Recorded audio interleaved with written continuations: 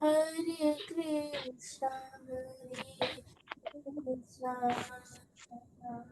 Krishna Krishna, Hare Hare,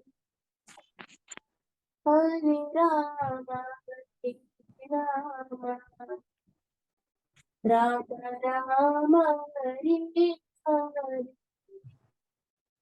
Hare Krishna, Krishna, Krishna Krishna Krishna, Hare Hare, Hare, Hare Rama, Hare Rama,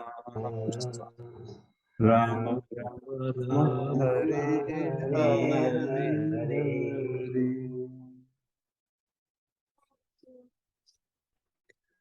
चलिए, हम लोग अभी 17 chapter 3rd वर्ष तक कर लिए हैं।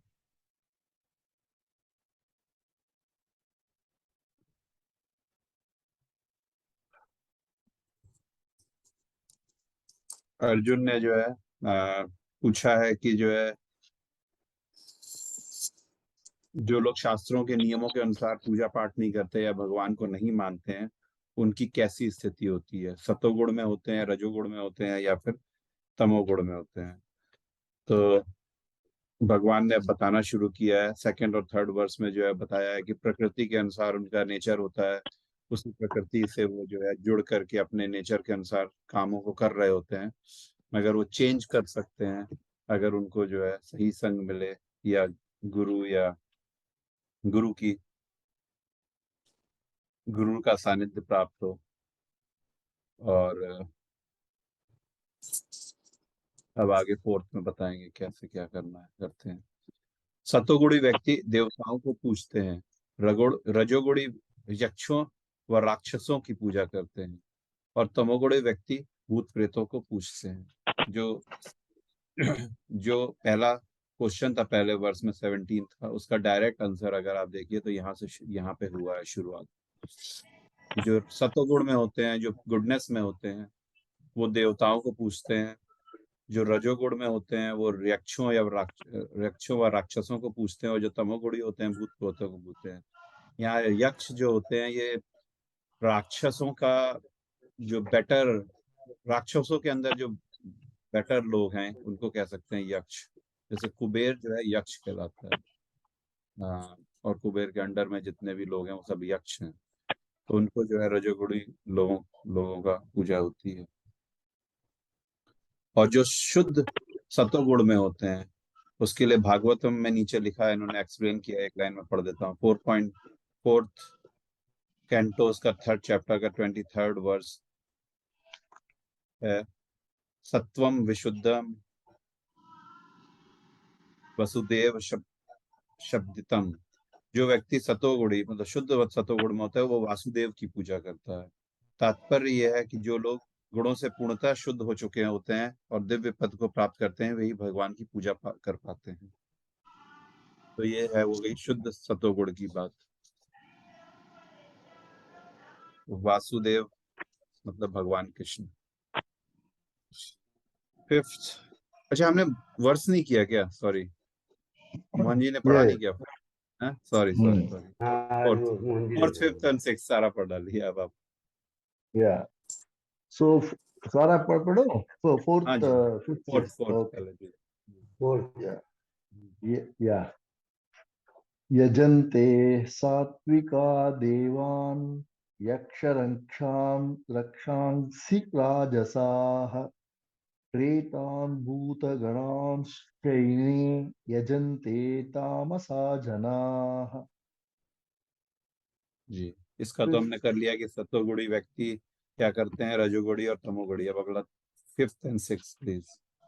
या अशास्त्र विहित घोरम तप्यन्ते ये तपो जनाः दम्भाहंकारा संयुक्ताः कामरागबलान्विताः कर्षयन्तः शरीरस्थं भूतग्राम चेतसः मां चैवान्तः शरीरस्थं तान् विद्यासुर निश्चयान्। जी, थैंक यू मोहन।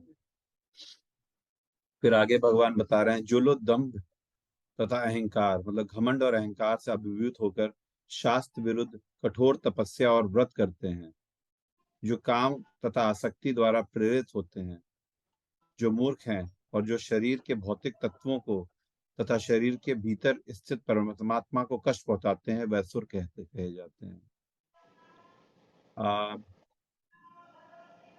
वैसे तो बहुत ऑब्वियस है, मगर आपने देखा होगा कई बार जो है कई साधु का नाम आता है, आप न्यूज में देखेंगे या व्हाट्सएप पे फॉरवर्ड आते हैं कि ये साधु जो है नदी में खड़ा हुआ है पिछले 20 साल से, या कील पे लेटा हुआ है कोई बनारस के अंदर या ऐसे किसी भी शहर में।